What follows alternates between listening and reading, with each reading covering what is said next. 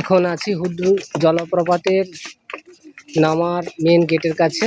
আর এই যে দেখতে পাচ্ছেন কুল সিঁড়ি 745, এখানে খোদাই করা আছে।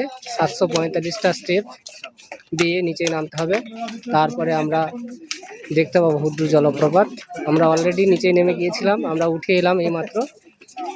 আর এই মেন গেটের কাছেই খোদাই করা আছে 745 কুল সিঁড়ি 745। আর এই যে গেট, এই গেট দিয়ে আমরা এখন বেরিয়ে যাচ্ছি বাইরে।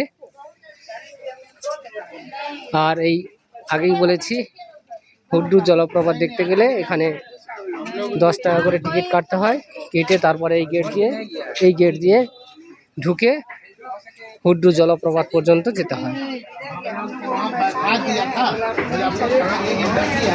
এখন আমরা গেট থেকে বেরিয়ে চলে এলাম বাইরে। সকলকে ধন্যবাদ।